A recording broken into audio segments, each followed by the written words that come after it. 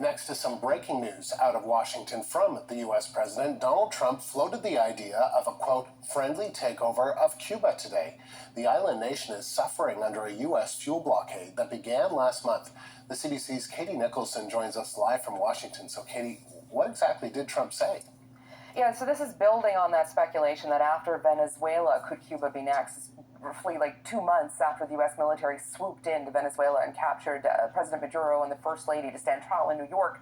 So what we heard today from the U.S. president, he floated the idea of, quote, a friendly takeover of Cuba. Here's a little bit of what the U.S. president said. The Cuban government is talking with us.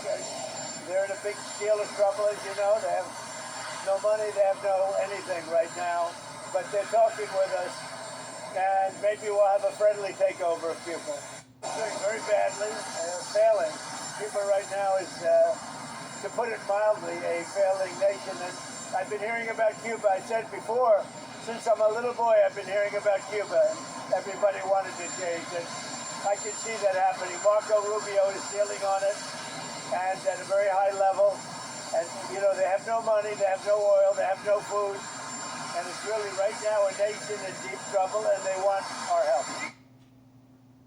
Of course, one of the reasons that Cuba is doing so poorly right now is vulnerability after changes in Venezuela. They had strong national ties, and Cuba basically dependent for years on Venezuelan oil. That stopped after January 3rd.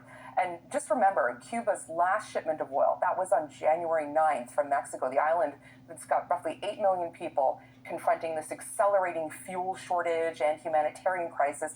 Aid is coming in, but it's stuck in the ports because there's no fuel to move it around. And Trump has threatened other nations with tariffs if they provided fuel previously, though that is loosening up a little bit right now. But that chokehold has really been intense over the last 2 months.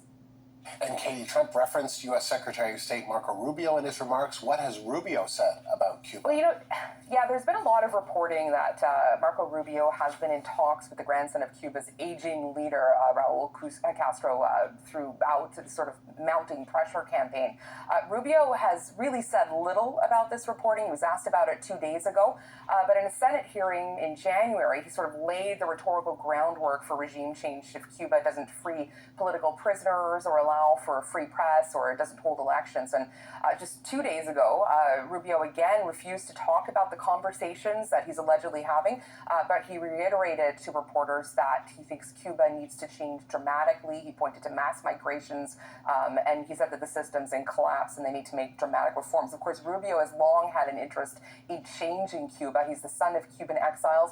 This has been something he's been vocal about his entire political career, and he has been continuously voicing demands on democratic freedom and free markets. The timing of this is, of course, interesting because we see so much military buildup in the Middle East, and here we are talking about Cuba.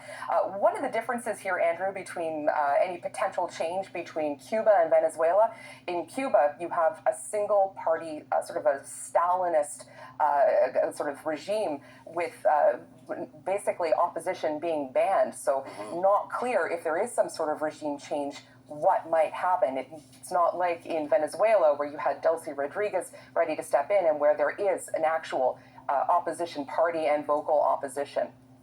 Katie, thank you. The CBC's Katie Nicholson live in Washington.